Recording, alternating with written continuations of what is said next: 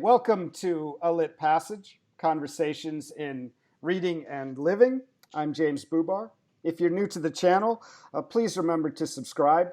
Your support helps our channel grow. We're a new channel, and we really appreciate your support and your engagement. Tonight in Izmir, and I guess early evening in London, you would call it, right? Right, Stephen? Yeah, Yeah. yeah. Yeah, not maybe in Still, winter. still light. Yeah. Maybe in winter it becomes evening, but right now it's a beautiful, probably fall, early evening in London. And I'm incredibly excited to be joined for a conversation with author Stephen Oram, whose work and thought resides on the fringe of the fringes. And I'm sorry, Stephen, but I had to steal your line off of your website because it's brilliant and also, I think, very precise. So thank you for that. Stephen writes thought-provoking stories that mix science fiction with social commentary, mainly in a recognizable near future. And his influence and work creates dialogic space at the multidisciplinary intersections of the human experience and technology. Stephen is one of the writers for Sci Futures, and as 2016 author in residence at Virtual Futures, which was described by The Guardian as the Glastonbury of cyberculture. He was one of the masterminds behind the new near future fiction series, and he continues to serve as lead curator for that series. He is also a member of the Clockhouse London Writers and a member of the Alliance of Independent Authors. Stephen has published 2 novels, Fluence and Quantum Confessions, and 2 collections of sci-fi shorts, Eating Robots and Biohacked and Begging. Stephen, I think we could do just this talk on your titles. I mean, just that's it. It's a lot there, a lot to unpack. As the author in residence for Virtual Future Salons, Stephen wrote stories on the new and exciting worlds of neurostimulation, bionic prosthetics, and bioart. These salons bring together artists, philosophers, cultural theorists, technologists, and future writers, but also fiction writers, to consider the future of humanity and technology. Recently, his focus has been on collaborating with experts to understand the work that's going on in areas such as neuroscience, artificial intelligence, and deep machine learning. From this, he writes short pieces of near-future science fiction as thought experiments, and he uses them as a starting point for discussion between himself, scientists, and other contributors in the salon, and I guess ultimately all the readers, now and Yeah. future. And Stephen, I hope you don't mind. I hope this doesn't embarrass you, but I feel like we need an evocation or maybe even an invocation. And I wanted to take a line from your wonderful story, The Mythic Moss, as an invocation for our conversation. It's the opening line. I love it, and I think it will set a nice tone. So you open The Mythic Moss with the following lines. The partially sentient, right?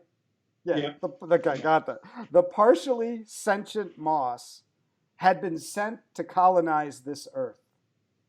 Genetically modified to be naughty, it was up to its old tricks. I think that's a great invocation to our conversation. May it go well. And the reason I bring that up is not to give away any of the story for anybody or impose my reading on it, but I was thinking about writing as technology. You think of ancient Sumer and the calculation system to just tabulate business transactions between people, and how that became the art, the practice, the impact of writing for thousands of years. And we almost witnessed what we thought was a kind of a death of writing. Right? Like it would go away, taken over by the image or other media, but it's come back in its naughtiness. And it seems to be where people are writing more than ever in a way, between texts or emails or even like posts, blogging. There's new fiction kind of ranges. There's more books being published on an independent level than ever before. So writing's going to come back, and that's what I thought was evoked by your image of the moss.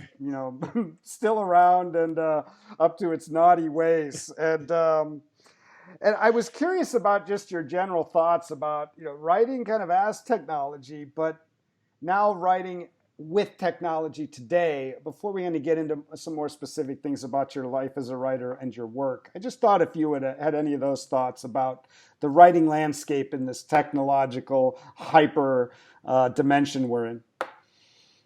Yeah, that's quite a full question. Yeah, and then I'll just relax and I'll just let you go. Yeah. So I mean, I think like you say, there's all sorts of different types of writing, isn't there? And Right. and obviously, one of the newer things is the ease at which you can reach an audience. Yes. Obviously, Yes. the downside of that is there's lots and lots of it around, Yeah. and it's probably harder to get seen. But I think the one of the interesting things with doing the short stuff, Mm-hmm. which Mm-hmm. is some of that is, as you'll know, is like 5 minutes in length or Yes. 10 minutes in length, Yes. which is, and I think there's that. That's not to say there's never been short stuff around, but Mm-hmm. I think that there's a readership and an appetite for those sort of short Mm-hmm. pieces, which I think is probably helped, or I don't know what the right word is, but people are used to reading and not skimming. Well, skimming probably with social media, but they're used to taking those sort of small chunks Yeah. in Yeah. and letting those brew and all the rest of it. So I think there's something going on there. I think, and I've just been part of we're just finishing a competition for young people to write Mm. science fiction in London, and some of the sort of early teenagers that I know who just seem to have a real delight in imagination and a Mm-hmm. delight in and I wonder whether the sort of the whole social media thing and the whole sort of texting Mm-hmm. and writing in a relatively casual way Mm-hmm. actually helps people not be as sort of uptight about Right. writing a piece of fiction. There's Right. a sort of more natural. I'm guessing, but Yeah. you can sort of imagine how writing something and being public about it for generations that grew up with social media is not Mm-hmm. Yeah. really a big deal, is it? Yeah. So yeah, I think that's sort of quite an interesting. I Yeah. don't know whether that's a sort of where your mind was going, but Well, I was just thinking about I was that image of the colonizing moss, and that's kind of what writing has done to technology. I mean, we're so used to, in a way. I mean, writing is sometimes seen as oil painting. You mentioned like the proper fiction or the proper quote yeah, unquote writing. But writing's kind of colonizing this new technology in a way, and not just the obvious way of someone having a blog, but microfiction or Twitter stories yeah, or Twitter novels that people are writing, or even just thoughtful posts. And yeah, so, in a way, we've never been writing or reading more. Obviously, like people like yourself who are developing it into a craft and an aesthetic and offering it to the world. It's one thing, but it's been never been more exciting to see how writing as a technology is kind of has turned the tables, yeah, yeah. colonizing the other things to get voice out, which is what we've Yeah, always wanted. The 19th century, where's the women voices, the few that we had, and now we have this incredible panoply of voices that can get out there as the quote unquote writer or notion of it has been exploded to mean something. I don't know, so much more exciting than how we yeah, maybe thought about it in the past. yeah. I think that's interesting. I mean, I'm just researching for a novel at the moment Mm. and reading all sorts of sort of more academic books around Hmm. post-capitalism, Yeah. information capitalism, Right. the sort of history of hackers and a lot of stuff around that. Sort of thinking about a future a future economic system that doesn't look like this one, and all those sort of things. And there's a lot in there around the sort of on the cusp of, if you like, the sort of the next battle for who owns the land.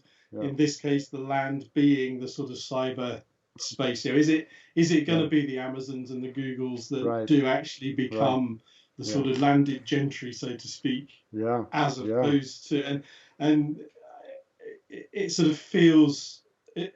I don't know if the game's lost. It sometimes feels like the game is lost. But I don't think it is. So it's quite. I think it's quite an exciting time. And I completely agree. The sort of all the different voices and I just love the way that you see people communicating differently with, it doesn't have to be perfect and all that sort of thing. So I was so this will mean nothing to anybody other than a certain age in England. But when I was young, there was an experiment in learning to read and write, which is called ITA, which I can't remember what it stands for. But basically, you were taught, you had a different alphabet. You had a phonetic alphabet. And you learn to read and write in this phonetic alphabet, and then after a couple of years of that, they do the thing where they say, "Well, by the way, that's not really the alphabet," and you have to relearn another. But I think it gives you a fairly healthy disregard for. Well, it's great. Even with even with memes, the written word is kind of squeezing itself in there. There's these memes of Michael Jordan crying, and then they just put a new caption. Right? Or there's all these other memes that you've seen 10, 20 times, but it's changing those 4 words in the relationship between the 3 pictured images. So I just love that image of the colonizing partially sentient moss and being naughty, in that Derridian way of not necessarily like dirty, but naughty in the sense of not obeying the rules or the conventions that vested classes or vested practices practitioners have in terms of determining what is writing, or in your case fiction. And I mean, a few years ago, I think fast fiction was the thing, and that was about 2-page stories, and now you have microfiction and you have. But if you look back in ancient prose, they were doing a lot of short stuff too. So we'll talk, I think, a little bit more about how that.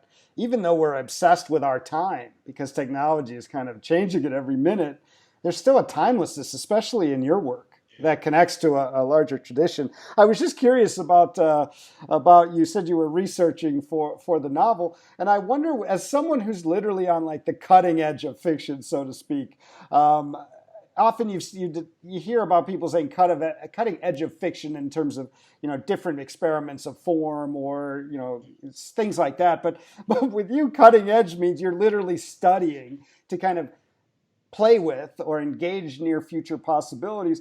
How do you ever get the research done? Right? Because you would seem it would almost be this novel in itself where you're writing about a person he's always researched. There's so much out there about the next few years from all these things you had mentioned in your biohacking and quantum theory and the technology and the landscape of hyperreality, all these things, virtual reality. How do you know when you're kind of done, and how fast do you have to write so it's still near future? That's a good point, and I think as time has gone on, I've probably started writing a little bit further in the future than I did when I started, because it takes time and things happen. I mean, this is a slight aside, and it's not really about technology, but in the first novel I wrote, the Pope resigns, and that hadn't happened for like 800 years. And then after I'd written it, but before it was published, the Pope resigned. It's like, wow. You just can't win. Wow. But coming back to what you were saying, I think so what I guess what I'm doing, because it's not really hard science fiction in that sort of in that sort of sense. The Arthur C. Clarke science fiction, Yeah. Yeah, so what I'm trying to do is think about the way technology is going and the Hmm. way humans and society would sort of change with that. Hmm. So, um, so in some ways that spending so what some of the projects I get involved in where I spend some time with scientists Hmm. or future tech people, they're absolutely brilliant. I mean, Yeah. apart from the project themselves, which generally end up with a story, Right. just the wealth of knowledge and stuff you get from spending a few days talking to various scientists, tech people, getting them to think about the future and all that. That it's sort of broad. It builds a Yeah. broadish picture. I think in the short stuff, which can only really focus on one or two Hmm. changes, in Hmm. some ways it's a bit easier because you pick on something and you sort of learn a bit about that and Yeah. do that. Novels obviously a bit trickier because it's much wider Hmm. world building. But I did think I was been away for a week researching this novel. I was with all these books. I thought, oh, this is like doing a master's. Right. It's like, okay, this is quite hard work. But I think, I mean, the nice thing about fiction, obviously, and the future is multi. Nobody can say that's not what the future will Right. be until the future's happened. Right. So in some ways, you're sort of slightly Yeah. protected for a Yeah. while until. You're But not going to be graded. sorry, You're not going to be graded on your near future no, prediction. Yeah. Yeah. You got an no, 8 out of 10 and in one of the accuracy. things. So one of the things I No try and problem. keep in mind is that the first point of this is to entertain. Yes. So the Hmm. fact that you like the idea of a Hmm. partially sentient naughty moth is great. Now, Yeah. how realistic that is a bit of science Yeah. we could come on to, but so there is an element of wanting to entertain, but it is. I do the other thing. So just sort of coming back to what you were saying about keeping up to date. I have a few people that I check in with Hmm. who are working in the sort of cutting edge of some of these things, and where I work with scientists, they get to see the story, Hmm. and they can have because we're going to share a stage often in a public event. They have Interesting. a veto over the story if it's if the science isn't feasible in some Wow. sort of way. Um, so that sort of helps as well, and you get into that conversation Hmm. around whether or not Hmm. uh, something's feasible. But it's tough, and in terms of keeping ahead, because Yeah. things in some ways. Sorry, I'm sort of going a bit off here, but I There do think. is no off. Yeah, well, that's good. Good. I shall ramble. I shall carry on Yes. rambling. Yes. The uh, the sort of how how quickly human nature and society changes in relation to the technology, I Hmm. always think is quite an interesting Hmm. thing. Like, do what elements do actually change? And I think sometimes we think when we're looking forward, we think society is going to change a lot faster than it actually does.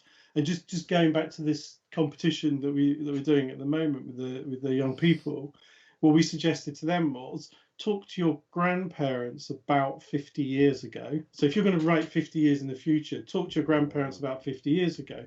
So which is 1970. Well, people had cars, people lived in wow. Hmm. houses, Hmm. people, there's some things Right. that do take a lot longer to change, and then obviously Yeah. the Yeah. big change is communication. They say that the young people have sort of said they've had these conversations and they're just absolutely shocked Yeah. that their parents had to, or their grandparents had to sort of go to a public phone box in order to ring. Yeah. Yeah. What? Yeah. Yeah. Well, So, that's interesting because there's a coronation narrative around our technology as well that we often slip into that story about how things are changing so fast. In some ways, certain things are, But if you talk to someone who was born in 1890, and not born, I mean, obviously you can't talk to them right now in 1890, but if you imagine someone who was born in 1890 and died in 1950, they saw atomic energy, they saw the car, Yeah. the airplane. And so I listened to a lecture series about great 36 great inventions or something like that. And I fall into that trap all the time because things are changing so fast. But the cell phones, it is amazing, but you can see it as an extension of that phone box. But atomic energy, when you were like born in 1900 and then you were old enough to see that, or I mean, the destruction and violence, the weaponry in World War II, the airplanes, it's just, it's very interesting. The other thing that I wanted to mention about kind of the relationship between reading or language and technology is that you always seem to encounter a language that reinforces a technological kind of worldview of the age. You think like Descartes was saying that animals had no soul, and they were like, it was kind of this man as a machine metaphor. It came really off into the 19th century. In the 50s and early, I think, 70s, you had man as a kind of computer, and you had all this language about downloading stuff into your brain, and now we have this more apt description of human bodies or humanity. And so you hear people saying they're hardwired to do this and soft-wired to do that, and they need an upgrade. All these. So it's fascinating how there's this kind of description of what it is to be human that is often tied to the technological. Maybe if you consider religion a technology, earlier. It's just, and right now we're in this kind of so it's being reinforced beyond, I think, just the actual things that we're using. It's the stories we're telling about this technology, and it really feels like a coronation, especially in the post kind of iPhone or smart world or we're in now. Yeah, I think you're right. I think, and as you say, you can look.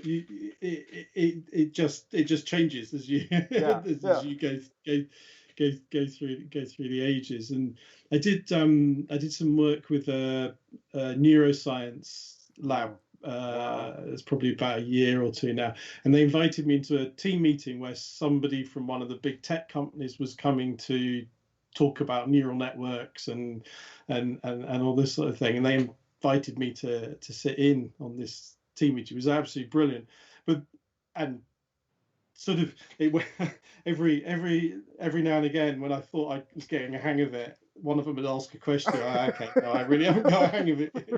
But what was for me, one of the things that was really fascinating about that, because one of the newer, one of the things obviously is neural networks and the brain and how they're similar. And the guy that was running this team, this prof or whatever, kept saying to his neuroscience team, don't forget, we don't know that is how the brain works. don't fall into the trap because they'd say, and this fires off this. Is that we don't know that that's actually the feedback loop that's working there. Right. Just that real. I think this has come through working with a lot of scientists. Actually, it almost brings you down a few pegs from where you think the science has got to. Interesting. Okay, you haven't actually got as far as the popular media would be leading you to believe. But that whole describing things in sort of language of the day is. Yeah, which of course is what science fiction does, isn't it? It reflects the day. It reflects the time it's written in, rather than as much as anything. Yeah, and even you even left out a few, man as animal, or man as a kind of humanistic ideal during the Enlightenment. But I was just thinking about with I took an astronomy course in college, and I remember the lecture on star formation, and he was a galaxy astronomer, amazing guy, and he said, I'm going to tell you a story about how we think stars are formed, because none of this can be confirmed in the sense of the star. And that popped into my head when you were talking about the disclaimer, in a way, that this is a story about how, and that's pretty interesting when you think about plasticity and the neural pathways, and Yeah, your it's kind of reflecting this notion of you can change your brain by new behaviors, and then maybe it's yeah, all true, but it's this relationship that you dig into really well on a sentence level, the relationship between story and technology, and the technologist as storyteller, the writer as storyteller in the embedded in the technology. That relationship's very fascinating to me. yeah. I don't know if you see it. David Eagleman's just been doing some stuff recently about plasticity, and so coming back to your point about how do you keep up to date, I joined a lot of podcasts, but he was I think this was the Futures podcast, but he was he was coming up with the notion that he was suggesting that the reason we dream visually is because, so they've done something around brain plasticity, which shows that if you lose one of your senses, the bit of the Hmm. brain that deals with that sense Hmm. actually starts being used for another Hmm. sense. So a bit of the brain starts being used for something different. Hmm. His theory was that dreaming visually is your brain protecting your visual bit of your brain whilst you're asleep and got your eyes closed, so that it's still Wow. working properly when you wake up. Which That's amazing. he knows more than I do about neuroscience, obviously, but that's quite a fascinating idea of keeping bits of your brain ticking Yeah. over whilst they're not doing the thing that they're doing. And Yeah. you can sort of see quite a funny story coming out of that. That's the Yeah. sort of Yeah. the process, so to Yeah, speak. it's that's really interesting. We're going to talk about this more as we move forward with the kind of salon work you're focusing on now, in creating a kind of dialogic space for these different viewpoints on technology later. But I wanted to ask you now, since we came across it, I think I know what you get out of it. Sorry for the mercantile language, or the Yeah, exchange language, but I'm curious how maybe in discussions from that you add to it, or maybe how they see you take their work and put it in a story, or what do they kind of get out of re-seeing their subject through your eyes, or re-seeing maybe yeah, the impact of their subject? I think that's very interesting to me. yeah. I agree. So a lot of the stuff I've been doing is with King's College London, Mm. and there's somebody there, Christina Carde, who's a sort of social researcher, technology historian, worked for the European Human Brain Project, all these sort of things, and she's been working alongside me, and as we've done these various projects and events and stuff, she's been interviewing me, the scientists, and the audience for exactly Ooh, that sort of who's getting what out of this, what's moving around in terms of thought and all the rest of right. it. And she write actually she wrote the forward to my last collection, Biohacked and Begging, where she sort of talks Interesting. about some of this.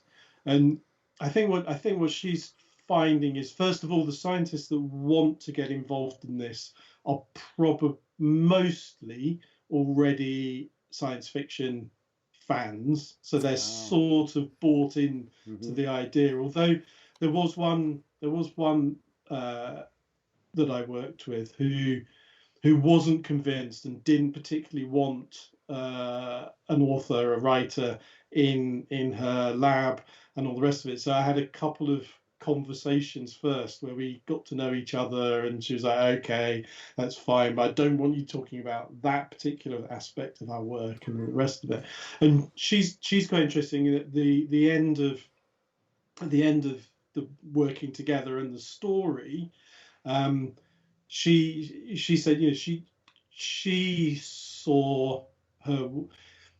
I think actually she didn't see her work in a different way, but she recognised some of the things that she'd said to me that she hadn't realised she'd said Hmm. being Yeah. reflected back in a sort of future Interesting. story. Other people. So I did some work with the Bristol Robotics Lab. Somebody there was saying that they had seen their work in a different way. that Interesting. it that, that, Yes. that, that it made them realize that they were part of creating a future, or Interesting. create, Wow. and this. One of the things I've done in the collections is I've invited some of these scientists to write a response to Wow. the stories, completely, like, say whatever you want. Mm-hmm. I'm not editing this at all, Hmm. and that's been quite interesting to get their reflections back from a Right. scientist tech point of view. Yeah. So Yeah. I think, as I say, I think it's a certain type of person that wants to get involved. Mm-hmm. Um, Mm-hmm. but it seems to be the case that what they're getting out of it is that it is giving them a, a different view of what they're doing. And I think in some ways, so I mean, this is a tiny example again, Bristol Robotics Lab, where we were taken around, and there was two things that we showed. One was power assisted clothes for people who had difficulty sort of getting out of bed and all this sort of stuff. And then another one was things being powered by urine and Mm-hmm. various other sort of body excretions. And in the story I wrote, I put those together so that the old woman, as she's waking up, Mm-hmm. she has to piss herself in order Mm-hmm. to activate her pajamas to help her get out of bed. Wow. And but they were sort of like, oh, we never. I mean, Yeah. whether the It's tech an could do it, they're example. like, never thought of those two things coming together. So it just brings a Yeah. different lens to it, I guess. Well, what struck me in thinking about these salons, and we'll kind of talk about them a little bit more, is that it seems that you're recreating the world. The world's the wrong word because you'll start thinking of a kind of novelistic world. That's not what I meant. Let me just say that on the page, your work is about the human experience navigating technology and having kind of multiple encounters with all sorts of strangeness and accident and a kind of almost wandering in this technological wilderness we find ourselves in. And it seems like with the salad, you have taken that same dialogic notion and put it on, like, out of the page, outside the page. So the same questions a reader may ask about kind of living in these times, or the same experiences they may be exposed to in reading your work, you're kind of putting that more explicit, kind of on stage in a real dialogue for people to have. I thought it was just an interesting connection. But before we Mm. get there, let's talk about how it first got into the page. So your journey into this kind of near future, which maybe now is going to be pushed out a little further, so you don't have to write as fast. But so I guess I'm curious about if you have always had this interest in the theme, and it developed. I mean, we're probably similar ages as we kind of saw this technology develop, or was it something that came to later, as you were maybe working on something that led to it? I'm just interested about Mm. your kind of journey as an author, developing his aesthetic, developing the concerns as it relates to what is clearly a kind of main focus of your life. I mean, humanity's Yeah. fate, plight, enclosure in technology. Yeah, it's actually a much more difficult question to answer than you Do might you, do you imagine at want me this to stage. pause it and then So I'll come back in an no, hour? no, no, No, no, I'm no, joking. no, no, I'm fine, no, I'm fine. The so I'm not somebody who answers that by, when I was 6 years old, I knew I was going to be a Yeah, writer. yeah, So yeah. that's not me. Mm-hmm. I did have an early career in computer programming and teaching tech. Oh, I interesting. wasn't very good at it. I didn't particularly enjoy it, and I spent quite a lot of time trying to get out of it.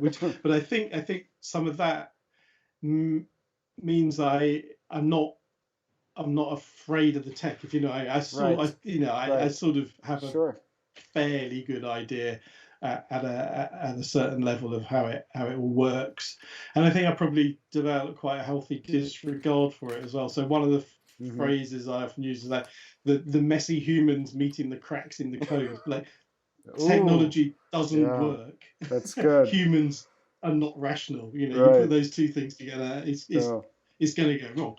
Um, so I guess it was part. So, but I have also, having said that, in terms of sort of inspirations, I guess I remember when the first lot of William Gibson, Jeff Noon, Bruce Hmm. Sterling, all those sort of books came out. Hmm. I was absolutely just bowled over by Hmm. them, and the sort of some of the sort of that mix of sort of murky, sort of slightly, as you were pointing out earlier, the fringy sort of stuff mixed Hmm. in with the sort of tech that's not quite working properly or is a bit weird. Hmm. So I think that's probably when I got most interested in that type of science fiction, which I think is the sort of more near future than the big space opera, Right. colonizing space, Right. all that sort of stuff. And then, I mean, I got to a certain age, and actually, a person I'm married to said, "Yeah, you really should get some sort of hobby or something, because yeah, just because." And I tried a few things. I thought I want to be creative, so I tried a few things. I tried painting, I was rubbish. I tried photography, I was rubbish. I went on a creative writing course, and I just loved it. And then looking Wow. back, I can see as an early teenager or like late teenager, I was doing a little bit of writing, but then that then never really did anything. So it wasn't. And now it's a completely burning passion, and particularly I think I just really like doing this sort of near future, what's the world going to look like type of stuff. So, but it sort of crept up on me, Hmm. really. Yeah, that's really inspiring because too often I think people they're kind of stuck in this narrative that or they're fed a narrative that you should have been writing since you were 10, or I mean maybe that's true for tennis, I guess, to win Wimbledon, but it's always very inspiring, and I'm just curious if you could dig a little deeper into that. What did writing about technology give you that the technology or the working in computing didn't? Maybe now looking back. Yeah, I think the so writing so the sort of working in tech, particularly programming in the days of sort of mainframe languages and all that sort of stuff, is a very precise, quite detailed thing to do, which doesn't I now know doesn't really suit my personality that much. Hmm. So I think being one of the things I've been thinking about recently is my school reports used to say, in a way of damning me, used to say does enough to get by. And actually, I now think that's quite that's quite a nice thing it's a good thing to say about somebody.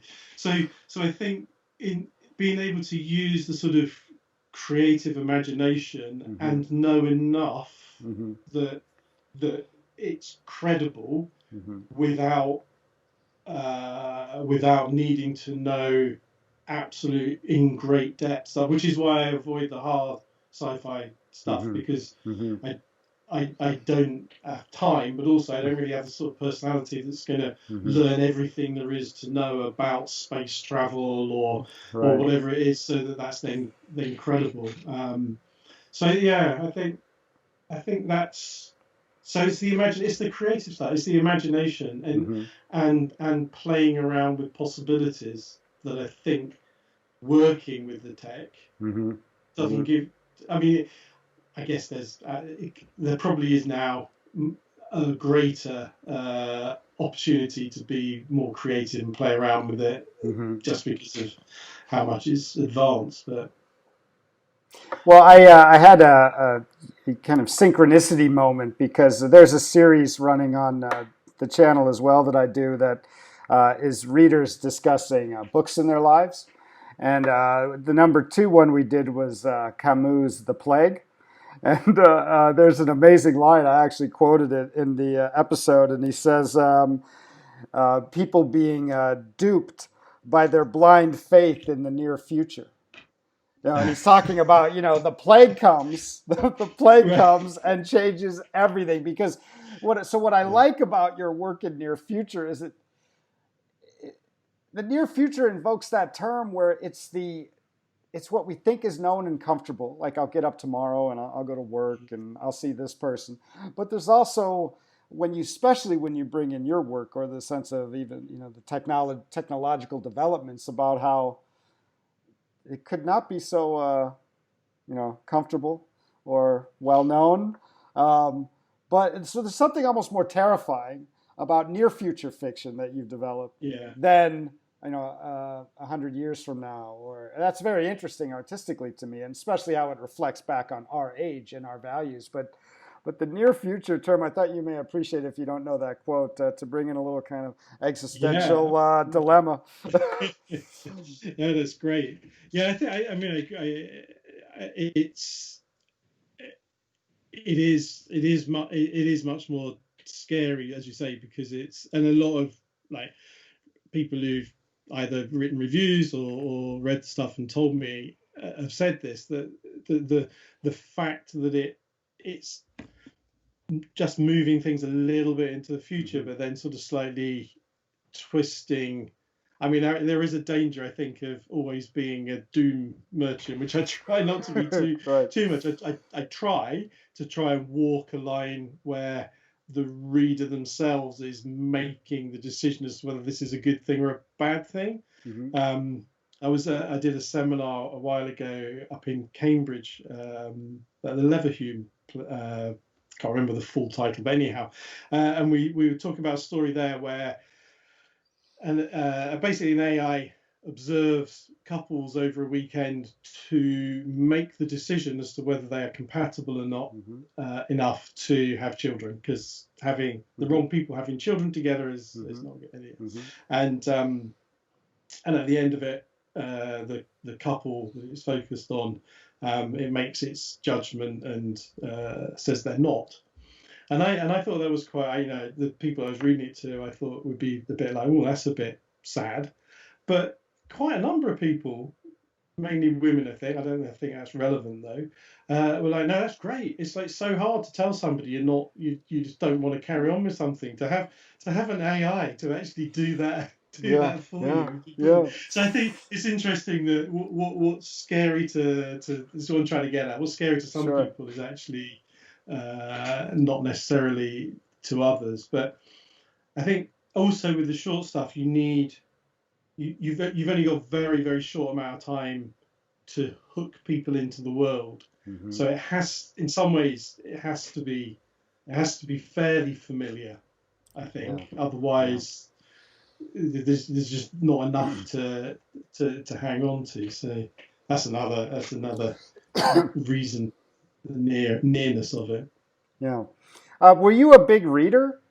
You said you weren't. You came to writing a little late, and they often say at, excuse me, at kind of writing seminars that there's more writers today than readers. And of course, the great William Faulkner said, the thing you need to do to write is read, read, read. So I'm curious if you were a big reader before, and I know you mentioned some authors, but were there particular works that you think shaped you, not necessarily in developing the aesthetic of science fiction, but just you feel that you kind of infused or into your writer's DNA? Yeah, I think, yeah, very probably. Was I a big reader? I think it came in sort of phases, pretty much depending what my home life, let's say, was Mm-hmm. like. So Mm-hmm.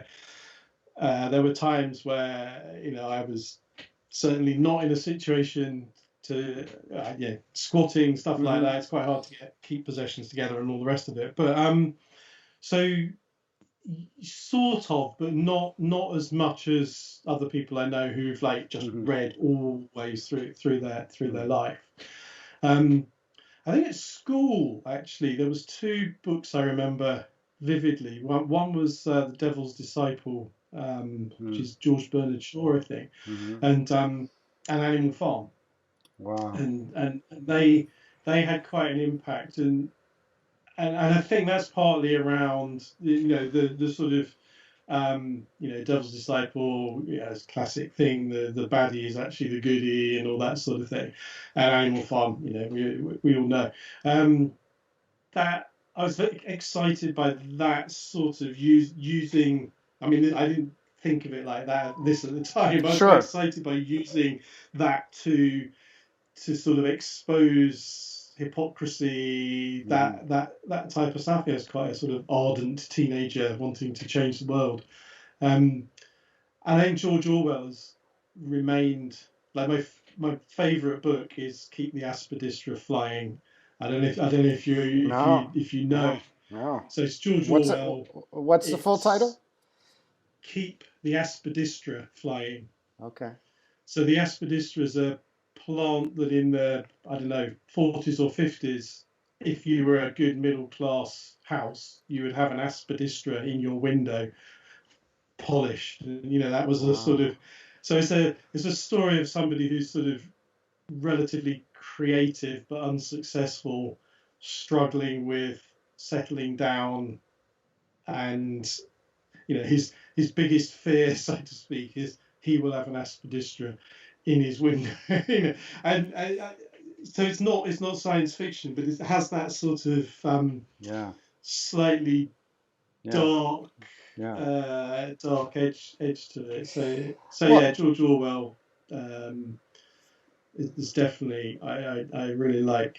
I yeah. like his stuff. I mean, 1984. Everyone knows, but Yeah. And I think we can all agree that sometimes near future fiction may not involve the technology that we yeah, think of, especially now as uh, nuclear arms treaties are being broken. I mean, you look at a novel like The Road, right? Cormac mm, McCarthy's The Road. And so we tend to think that it's going to be a complexity of technology, a hyper kind of evolution of technology. And near future fiction can embrace that loss of that and the reset. mm, It's very interesting as well. But Orwell, I it's incredible how important those works, of course, 1984, but also Fahrenheit 451.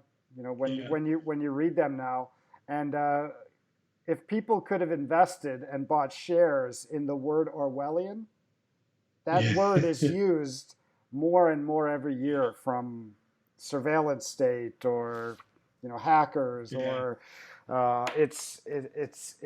it's incredible. But I read 1984 not too long ago, and to be honest, he's an incredible writer, and it's a great book, very very important. But it seemed rather quaint.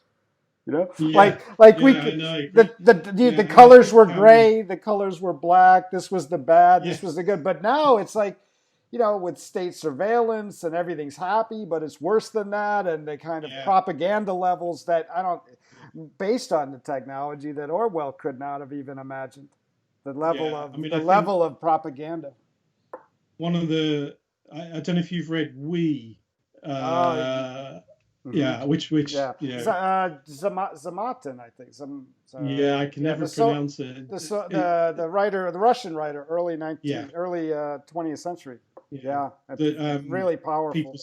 people say inspired 1984 to an Hmm. extent. But what I like about We is that I think you get much more of a sense from that book of people not really understanding that they're living in a dystopia. Whereas I Yes, think in some ways the sort of letdown in 1984 is, as you say, is a bit like, well, everyone knows. yes, But again, as you were saying, I yes. think like it's one of the great things about that book is it's given us an awful lot of shorthand language Hmm. to Hmm. describe things like you say Orwellian or Big Brother, or Yep, there's a whole, or double speak, yep. whatever it is. There's all Yeah, sorts of like stuff in there. Or Newspeak, Newspeak, and that's it. Yeah, what is it? Peace is war, or war is peace, or Yeah, yeah, war is the peace, peace is war. slavery is freedom. Yeah, yeah, and the 2 minutes of hate. The 2 minutes of hate, Yeah, and so it's not even on the conceptual level that it's so applicable, but how we're almost seeing its stuff played out, especially things like the 2 minute of hate, or all of the the screaming at the screens about who you're yeah, supposed to hate that day. Yeah, it does. I yeah, hadn't thought about that before, but you talk about, like, Columbia University has the Common Core, where every class since whatever 1919 has read the same books.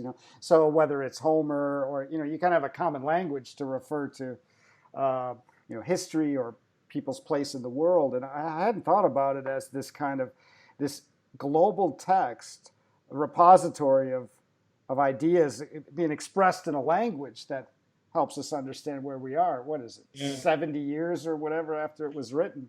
It's incredible. Somebody, That's somebody, that's the that's the colonizing moss. yeah, That's the yeah, writing as yeah, technology. yeah, Yeah. absolutely, yeah. Somebody was saying, somebody who was in charge of a smart city was saying that on their website somebody had posted up as no, if these idiots never read 1984 and understood, but also then went on to say and understood it was a warning, not a how-to manual. Yeah, I've heard that Which, a lot. Yeah, yeah, yeah, yeah. They've used that a lot absolutely. for, like, for techno, I guess, technocratic, techno dictatorships or techno tyrannies, where, like, yeah, it was a warning, not a how-to manual. Yeah. So yeah, I think it's got its place, but Yeah, and so I think, I know you have this wonderful passage on your website, and we have the link below, where you talk about the contradictions in your life, that you seem to be not even the specific things, but that notion of contradiction seems to always be in your work, whether it's a kind of lostness or an alienation, or this wrestling with the characters and the circumstance. And I love the hippie punk. You said you had that phase as an inspired teenager, and then one that's very interesting to me, the bureaucrat anarchist. And we completely live in this world right now of contradiction. Never been more connected, but also more isolated. mm, So, I'm just, if if you could address that in kind of the personal aspect of contradiction in your life, and maybe yeah. how that's appeared in your work, or it's this dialogue. Maybe you're working something out. It's very interesting to me, especially the bureaucratic anarchist. I think we need more. I think we need more of you. So yeah, I think it's sort of, so as you say, from a sort of personal, on a personal level, I think it's come from probably, so I grew up in a town that I didn't particularly want to stay in. So I felt, I think from quite an early age, I felt, yeah, I had friends and stuff. It wasn't that I was like a loner or Sure. anything like that, but I just felt like this didn't really, it's quite like a sort of small market town, conservative Mm-hmm. sort of place. Yeah, nice enough place on one level, but Mm-hmm. um, and then I think what I've sort of observed of myself is that I never really committed to one particular group. So Mm-hmm. growing up was at the time where there was sort of punk and mods and bikers and all this sort of stuff. And I think all of us are like this, in that you like a bit of this and a bit of Mm-hmm. that and that Mm-hmm. music and that music Mm-hmm. and all the rest of it. But I sort of kicked against it quite openly and quite publicly. So had a motorbike but wore a Parker, um, which just leads to two sets of people wanting to hurt you rather than one. So it's a really stupid thing to do, Yeah. but it was sort of, it was a very sort of teenage statement, and that's the sort of the hippie punk thing. Is I dressed like a hippie. I like quite a lot of hippie music, but I think, and but I did go to a lot of early Mm-hmm. punk stuff dressed as a hippie, which again was not the wisest thing to do. But it was sort of me saying, Well, actually, the punk Hmm. mentality was more me, but the outward thing was. So I think those things, and I think that's the sort of phrase "fringe of the fringes." Yes. Often Yes. I sort of gravitate towards groups of people that are not mainstream, but I never Hmm. feel that I'm part of that non-mainstream group. Hmm. And coming onto the bureaucrat anarchist, I if I think if you take anarchy in a particular form, to me, Hmm. it's the most attractive option of how to structure society. If you take it as a sort of the community being Hmm. responsible for itself Hmm. and all that sort of thing, and not the sort of let's just have loads and loads of chaos, but not Right. to have anyhow. So that sort of thing. But I've also worked as a bureaucrat, and I quite see the need for some bureaucracy, whether that's around infrastructure. How would you have a train system if it was trying to piece together a whole load of anarchist Hmm. communities across the country? So I think often I've seen things from multiple perspectives, Hmm. and I think that does then feed into how I write, which is, or what I try to do, which is to try and put forward uh, a sort of not options, I guess, but I'm not trying to preach a particular Hmm. way of being. Hmm. Um, Trying to, I guess it's sort of trying to provoke the conversation. Going back to something you said earlier, provoke that conversation. Hmm. Yeah. What is good about this? What's bad about it? What would you want? So Yeah. It's well, recently the great Russian scholar. He's an American who taught at Princeton for many years. Professor Stephen F. Cohen. He passed away this weekend, and he was an incredible scholar of Russia. And he used to say often about how he was interested in generating questions more so mm, than providing, a finalized answer, which can lead into a kind of ideology or an ego connection to a position, which closes down dialogue or yeah, insight. And I think that's what your work does, and it helps us kind of question and a question in order to navigate. I mean, good fiction or stories help us navigate the changing yeah, landscape. But one contradiction I'm really interested in, especially talking to you, is this where works, whether they're science fiction or future fiction, or I mean, any fiction really is kind of built on the particular and is really kind of playing out in time, but has this relationship to the timeless. Whether it's you read this in Philip K. Dick a lot, right? mm, With his kind of almost retelling of almost the Gnostic myth of being, enslaved, right? That was then taken up by the Matrix. But so you have this person in a world, or this Heideggerian sense of being thrown into the world. So I love this relationship. Maybe it's not a contradiction, but more of a dialogue between the timely, maybe even the hyper timely as you're exploring near future, but the eternal sense of people trying to figure out, what's going on, yeah, and seek yeah, connection and seek understanding. Yeah. yeah, yeah. I think I know that there's. I'm really pleased you say that because that. I think it sort of goes back to the thing I was saying around human nature is sort of fairly unchanging Hmm. to Hmm. a large extent, and what we want and um, what scares us, what makes us laugh, and all the rest of it, it is fairly timeless, and also just trying to navigate the world, trying to navigate life with different things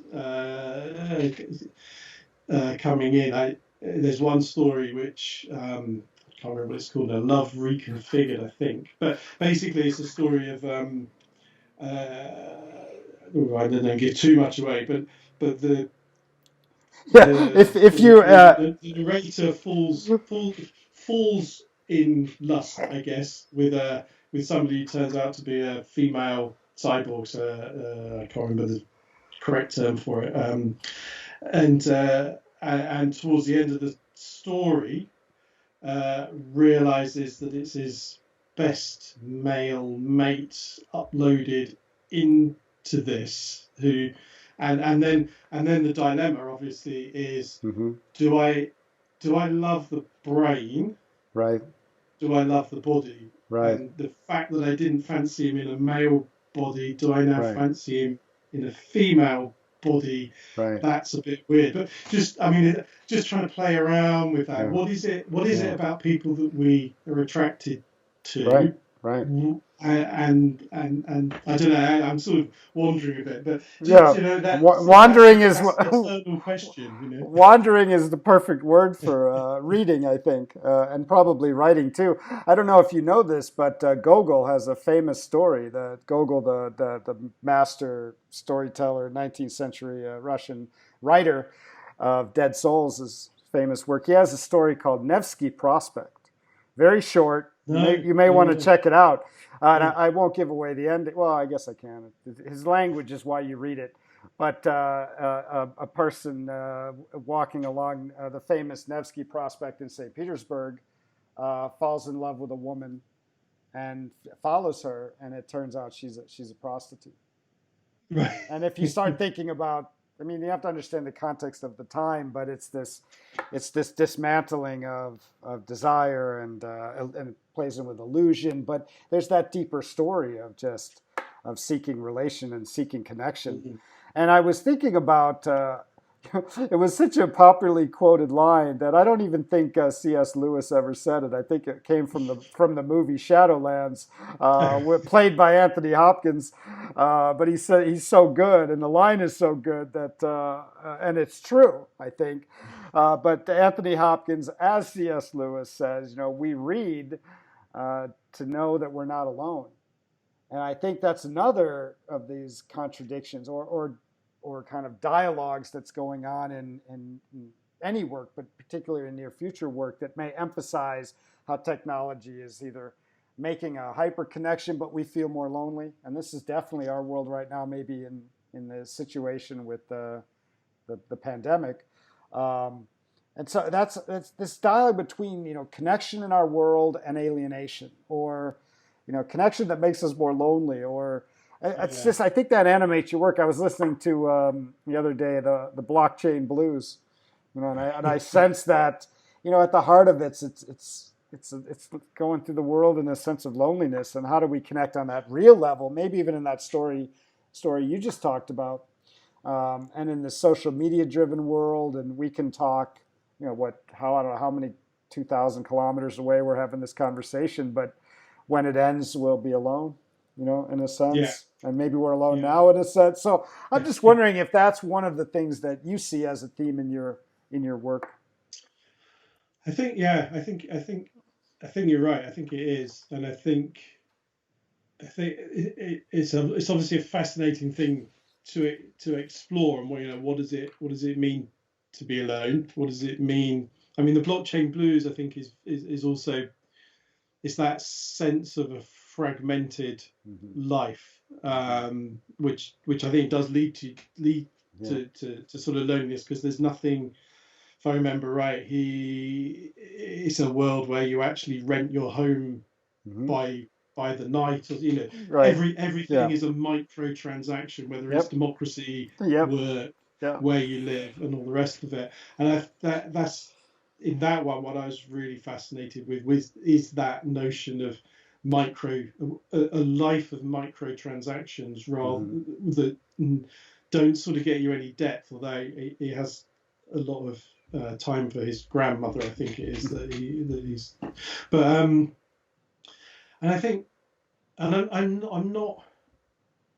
I think what's interesting about exploring it is it's quite easy to say, well, in a world of social media and online, we are, we are more lonely and all the rest of it. And I got a friend who's pointed out about a bunch of teenagers who are sort of all sitting in the same room on their devices, But actually, what was also going on is every now and again one of them would stop and go, I don't know how to do this, Mm-hmm. and they were, in a lot of ways, they were together and they were interacting and they were Mm-hmm. helping each other out in a way that if you were just at home watching TV or something, you wouldn't. I don't know. I Yeah. think it's easy to look at those things and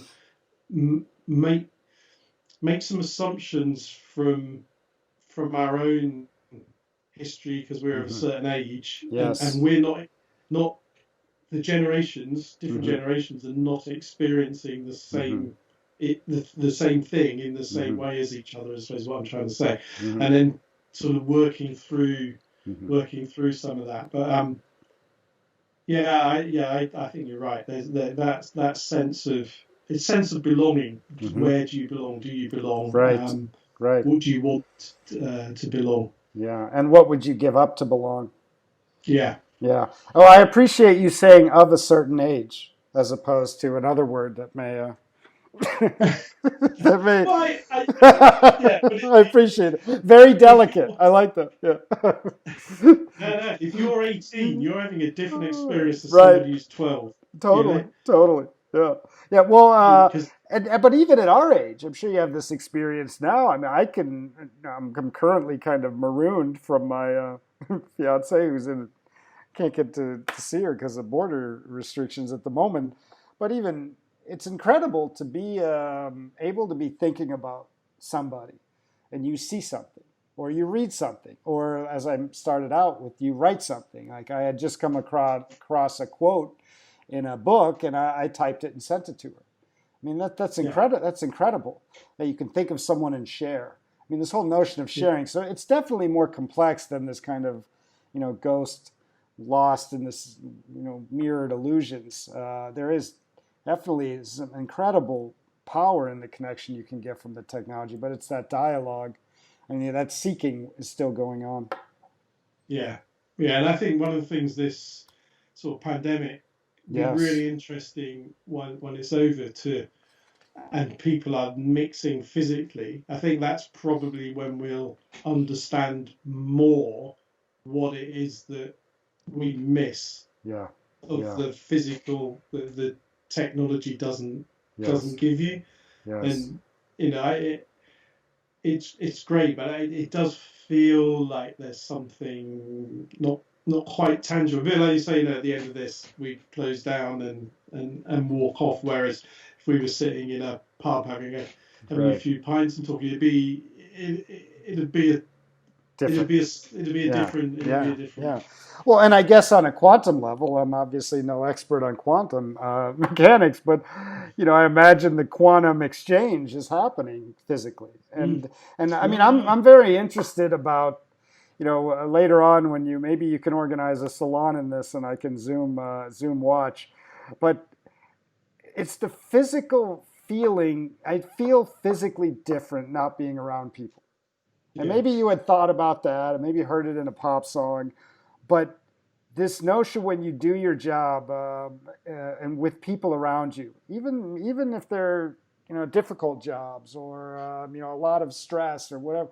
So I don't know if it's that quantum exchange of material on that quantum level that infuses us, or maybe just the smile or the sound of the voice or the touch or the colors when people come in and they have different outfits on. I don't know yeah, what it is, but I feel physically my brain's operating differently, not being around people as often as I was before yeah. this. Yeah, I'm No, I curious think I about think what your friends in the neuroscience and well, yeah, that would be department may interesting. think about that. Yeah, I did read somewhere recently that I think I can't remember where I read it, but some studies they did around people in prison where they're I can't remember the phrase, I've lost it, but Solitary, where they're solitary. Hmm. solitary, that actually their physical bodies start changing after about 6 months. That there is a physical change Wow. that happens. Well, considering we're on about, well, we're not locked down completely anymore, but 6 months is not that long. But No, There's a whole world that's about to physically change. Yeah, yeah, and I think that's been one of the most surprising things is obviously we miss people, we're re-examining our lives. There's also these cracks in our lives that we could have never foreseen, but light comes through the cracks, and you maybe do things you wouldn't have done before because of this. But it's the physical, and everyone's going through it, which is basically this could be like one of your near stories or a longer one, a Yeah, novel. But I can talk to my friend in L.A. and he tells the same story about what's happening to him, and this kind of fatigue from being on the screen. It's very very interesting. yeah. Somebody offered me an online workshop on how to reduce the amount of time you're online. Now that sounds like a story. That sounds like the opening line of a story you haven't written yet. Yeah, Yeah, yeah. there was some lack of awareness going on in the marketing email. Well, do you have any tips how to reduce our, since we're online and I'm talking to you? How do I reduce? What are some three ways to reduce the time online? Is that what it was going to be on? Yeah, How do, yeah, yeah. yeah. Come and join us online, and we can tell you how to not be online as much. Wow, that is amazing. That's amazing. Yeah. Yeah, yeah. Any tips for us before we go about how to reduce our time online? I didn't go to the workshop. Yeah. Well, I'm glad you that, were. that was I'm that glad. was my answer. It's fine. I can do that by just not going to Yeah, this. yeah. Just not offering the workshop is a Yeah, way to keep people offline. It's to do very it. Yeah. interesting. Yeah, yeah. Well, but just before I we have go, actually. I've come across people who've said they're going back to using the phone quite regularly for just to have phone calls yeah, because yeah, it's less intense, it's yeah, less sort of yeah, less tiring, yeah. different mix of media, all that sort of stuff. Yeah. Well, I think you're really lucky to be hanging out with neuroscientists and technologists and futurists and cultural studies and cultural theorists because I had that same experience. I wanted to talk to a friend who's in New York, and New York's going through pretty difficult times right now.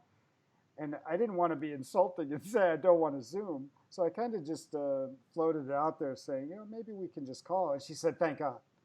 And I'm telling you that phone call was like because you can just listen, and Yeah, there's more texture in the voice, and you can be in the dark or with the candles, or you yeah, can relax. And there's something about getting back to that. You were talking about the brain and senses when one sense goes, the other's kind of a light, and the other's kind of a sharpen. And there's something mm, about listening, and it's more intimate, which I didn't think would be possible in a way. I was always amazed I could see him, but now even when with my fiance, we'll talk a lot just to be able to concentrate and focus on that one thing, and get a little yeah, more texture, be in the moment, so to speak. yeah, Yeah. yeah. I think so. And you can move around, you can go for a walk, and Right. there's all sorts of other physical things that can Yeah. come into that Yeah. into that sort of thing. Yeah. So, I mean, I think I've just written a article which hasn't been published yet around what does the pandemic mean for the near future writer? Yes. I was Because just about to ask you that, but I yeah, guess I got to wait for the and article. and who knows, but I mean the trying, it's fairly obviously near future writer, or probably any writer, you trying to sort of predict what of all this will stay as normal, Right. Right. what will revert back, um, what's things like universal basic income, is that Mm-hmm. now sort Mm-hmm. of starting to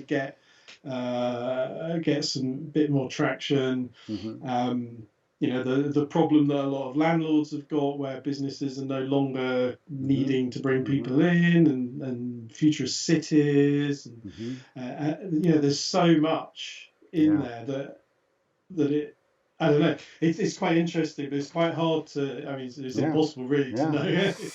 but I'm waiting. I'm waiting for the first near future fiction piece to come out where he describes the character going outside without a mask, walking into a store, hugging a friend, ordering coffee, like basically living our exact life from a year ago. yeah, And it'll be thought of as near future, and people will read it and not yeah, know if it's parody. you know. Yeah, it's a utopian, Yeah, utopian utopian vision vision. of the future. Yeah, yeah, and wow, and I think there's going to be a lot of dystopian. It's going to be very interesting to see what happens with the genre. So before we go, I was wondering if you could just expand a little more, if you can, about um, uh, that's Salon. Uh, because I don't know if you feel that, but about when I was talking about it, I think we talked about you on the page, how you got on the page, kind of why. But it does seem like you're trying to perform that same work you do as a writer to get kind of conversations, ideas. You said Yeah, fringe perspectives bouncing against each other with maybe the reader, of course, but you seem to be doing that live. Not like a burlesque, but yeah, it seems to be that same. Maybe I'm off, but that same motivation to write seems to be that what's driving you to organize this dialogic space and have these conversations. So I'm wondering if how you thought about that, and it's very interesting you're doing kind of focusing more on that now, even though you have a novel to write, you're writing articles. So yeah, yeah. I mean, I think it's so I mean, it started with Virtual Futures. I'd been to one of their salons. I can't remember what it was on. I think it might have been on sex robots actually. mm-hmm. And I wrote a short piece off the back of that and sent it to the guy who ran that and just said, can you just take a look at the tech here just to make sure I'm not saying something stupid. And that sort of led to the notion of those events were a panel, a break, and then Q&A with the audience, fairly Mm-hmm. standard sort of Mm-hmm. setup. Mm-hmm. But what I started doing was in between the panel discussion and the Q&A, I would read a piece of fiction that I'd written about the subject Interesting. as a sort of way of we were sort of playing around with would that help bring what effect would that have on the sort of Q&A Mm-hmm. side of things. And it was great. The thing that was quite difficult about it is that I had to write the fiction before I'd heard the panel discussion. So partly I spent the whole of the panel discussion really worried that they'd say something would make my fiction look really stupid. But also I was only able to write the fiction based on what I could read or YouTube or whatever Mm-hmm. from those people. So I did that for a while, and then Christine, who works at King's College, who I mentioned earlier, she was on one of the panels, and we were talking at the Mm-hmm. bar afterwards, and she was Mm-hmm. like, "I think we could take this into the realm of Mm-hmm. seeing if we can get scientists Mm-hmm. to engage in sort of longer term projects and all this sort of thing." And I just thought that was so partly it was, wow, I get to hang out with all these people who are doing this amazing stuff and ask them questions and see Mm-hmm. stuff and touch stuff. That's got to be good. But then I think, gradually then I started really appreciating that, but also enjoying enjoying the sort of space, as you say, where you're sort of part of a dialogue around what Mm-hmm. is this tech or this science for. I mean, most scientists seem to me, and I understand why, they're interested in solving the problem Mm-hmm. rather than. So one of the questions I often ask is, how is if you're successful, how does the world change? Mm-hmm. And some will have a notion. Some will be sort of, well, this just needs to be solved. This is what I'm doing. So to sort of draw that out, and I and for me, it felt really important that this was that we had and Christine also was quite big on this, that there's a equal status between the Mm-hmm. writer and the Mm-hmm. scientist. Mm-hmm. So sharing of a stage Mm-hmm. creates that equal Right. equal space, which Right. which is really really important. And then bringing an audience Right. into that partly helps them with their public engagement commitments and, Right. and, and all that sort Sure. of thing.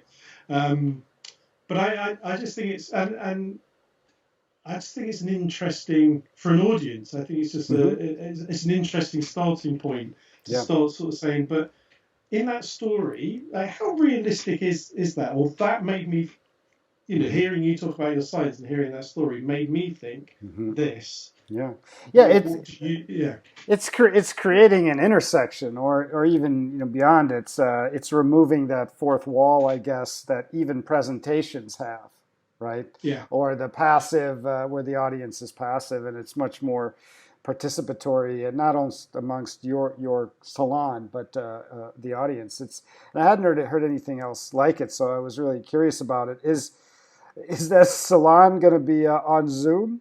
Or are you taking a hiatus as you work on your book and hoping that you'll be in a room together at some point? so yeah, we haven't done those salons for quite a while actually. We then moved into uh, a number of short pieces of fiction in an event. I'm still working with scientists and stuff, so it's not finalized yet, so I can't really say who it is. But I've been approached by a university in China to work, and they've got academics across the world lined up, and they're now lining up authors and some artists as well to sort of bring this.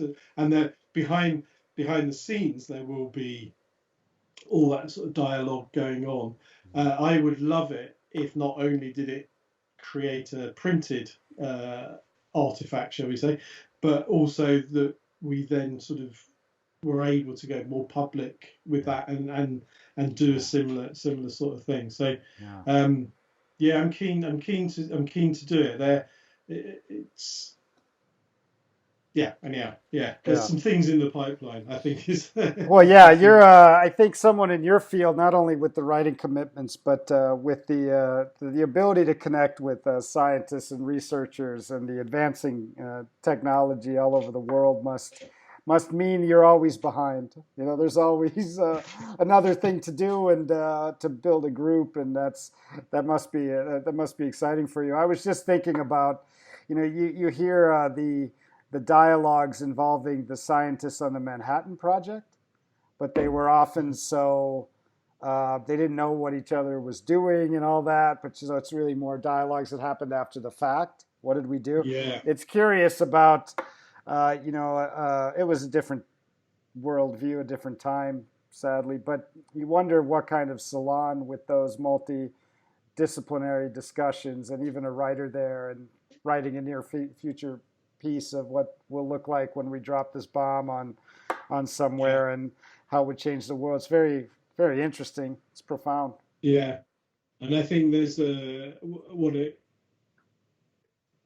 it gives you the ability to do is to connect together different bits of science that because of the way science tends to work, are not necessarily connecting with each other anyhow. And you can draw. I did something for anniversary of a park in London for it was. And what we did there is we got multidisciplinary scientists and tech people. So we had smart city people, we had mental health people, we had future city people, we had urban space, all that sort of thing. And by taking all that and then creating something from it, you're sort of drawing a number of, there's lots of ways of doing this. I'm not saying that's the only way of doing it, right. But it's quite interesting to be able to sort of bring it up a level almost, and that, like you say, that